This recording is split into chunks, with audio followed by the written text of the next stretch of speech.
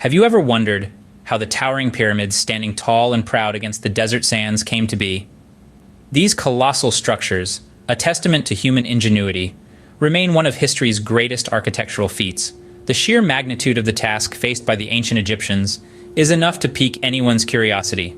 The building of the pyramids is not just a tale of bricks and mortar, but of blood, sweat, and tears. So, let's dive into the sands of time and unravel the mysteries of pyramid construction. In the early 19th and 20th centuries, a popular theory emerged revolving around the use of ramps and levers.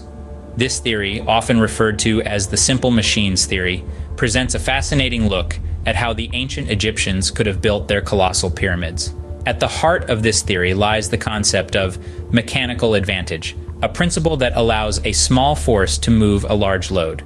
Two of the most basic examples of machines that provide this advantage are the lever and the inclined plane or ramp. Let's first talk about levers. A lever is a simple machine that multiplies the force applied to it.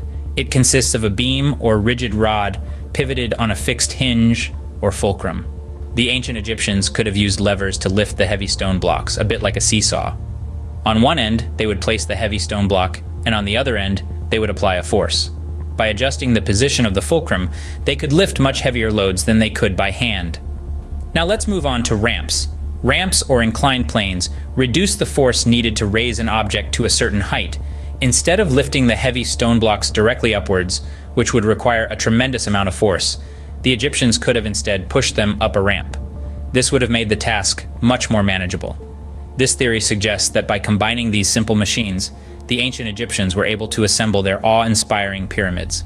A team of workers could use levers to lift a stone block onto a sled, which would then be pulled up an inclined plane to the pyramid's construction site.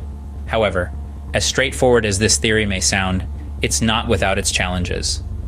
The size and weight of the stone blocks, the steepness of the ramps, and the number of workers required all raise questions about the feasibility of this method. While this theory was widely accepted, it has been challenged and evolved over the years. Scene script. Fast forward to 2014, a new theory emerged suggesting that the Egyptians wetted the sand. Now let's delve deeper into this intriguing concept. You might be wondering, why wet the sand?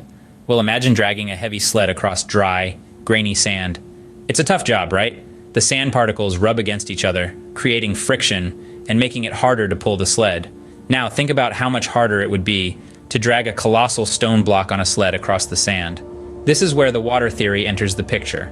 It suggests that the ancient Egyptians cleverly reduced the friction by wetting the sand in front of the sleds used to haul the heavy stone blocks. The water would cause the sand particles to stick together, creating a firm but slippery surface that would be easier to drag the sleds over.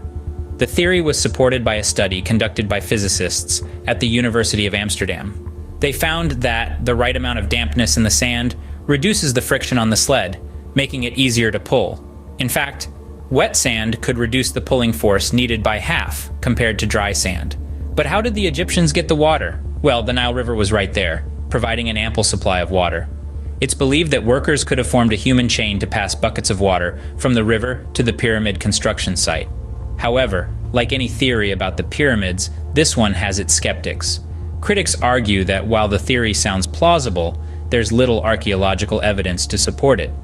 They point out that no depictions of water being used in this way have been found in ancient Egyptian art or writings. Furthermore, managing the right amount of water would have been a delicate task. Too much water and the sand becomes muddy and unmanageable. Too little, and it's as if the water wasn't there at all. This theory, though innovative, isn't universally accepted. Another intriguing theory proposes the use of internal ramps. This idea, quite different from the earlier ones, suggests that the pyramids were not built from the outside in, but rather from the inside out. It's a theory that flips conventional thinking on its head and takes us on a journey into the heart of the pyramid itself. Imagine, if you will, a spiraling ramp, winding its way upwards from the base to the apex of the pyramid. This ramp, concealed within the very structure of the pyramid, would have allowed the Egyptians to move massive stone blocks with relative ease. Picture the scene: teams of workers hauling stones up the ramp, the stones gradually slotting into place, each one bringing the pyramid closer to completion. The beauty of this theory is that it accounts for the remarkable precision of the pyramids. With the stones being moved along an internal ramp, the Egyptians could have adjusted and readjusted each block until it fit perfectly. This could explain the near-perfect alignment of the pyramids and the incredible accuracy of their construction. However, the internal ramp theory also raises a significant question. How were these ramps removed once the pyramid was complete? One possibility is that the ramps were made of sand, which could have been easily removed. Another is that the ramps were left inside the pyramid, hidden from sight, forever a part of the monument they helped create. But like all theories, the internal ramp theory is not without its critics. Some argue that the construction of such ramps would have been a monumental task in itself, perhaps even more challenging than building the pyramid. Others point to the lack of physical evidence to support the theory. Despite extensive explorations and investigations, no remains of such ramps have ever been found within the pyramids. Despite its appeal, this theory too has its share of skeptics. Now, for a leap into the realm of science fiction, the alien theory. This theory, as outlandish as it may sound, proposes that extraterrestrial beings either constructed the pyramids or shared advanced technology with the Egyptians. It's a concept that has been popularized by sci-fi movies and television shows, capturing the imaginations of millions around the globe. The proponents of this theory argue that the pyramids, with their precise alignments and massive scale, were beyond the capabilities of the ancient Egyptians. They suggest that only advanced beings from another world could have accomplished such a feat. These extraterrestrial theorists point to the complex mathematical and astronomical knowledge embedded in the pyramid's design, knowledge that they believe was beyond the grasp of humanity at the time. They also argue that the pyramids are too similar to other ancient structures found around the world, suggesting a common, otherworldly source. And then, there are those who believe that the pyramids served as a kind of cosmic beacon or landing pad for alien spacecraft. But let's not get carried away. While these ideas are fascinating and make for great storytelling, they are largely dismissed by the scientific community. The alien theory, like any good science fiction, thrives on speculation and imagination rather than concrete evidence.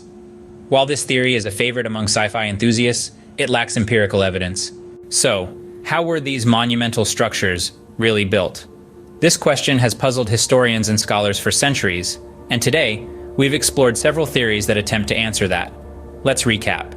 We delved into the ramp and lever theory first.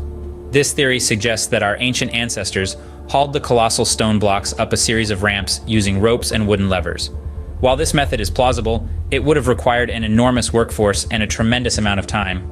Next, we discussed the intriguing theory of wetting the sand. This theory posits that the Egyptians dampened the desert sand in front of their sledges to reduce friction, making it easier to move the heavy stones. This method is backed by experimental archaeology and ancient artwork, yet it leaves some questions unanswered. Then we ventured into the internal ramp theory. This hypothesis proposes that the pyramids were built from the inside out using a spiraling internal ramp. While this theory addresses some of the logistical issues posed by external ramps, it's still hotly debated among experts. Lastly, we took a detour into the realm of science fiction with the alien theory. Although this theory is more popular in pop culture than in academic circles, it's a testament to the awe-inspiring nature of these ancient monuments. Despite these compelling theories, the exact method of how the pyramids were built remains a captivating enigma. Each theory presents its own set of challenges and unanswered questions. Perhaps that's part of the pyramids' allure. They stand as a testament to human ingenuity and the power of mystery, reminding us of the vast capabilities of our ancestors, yet also highlighting the limits of our current understanding. As we continue to study and explore, we must remember that the pyramids are more than just structures. They are symbols of human determination and innovation. Perhaps the pyramids, shrouded in the sands of time, will forever keep their secrets, leaving us to marvel at the ingenuity of our ancestors.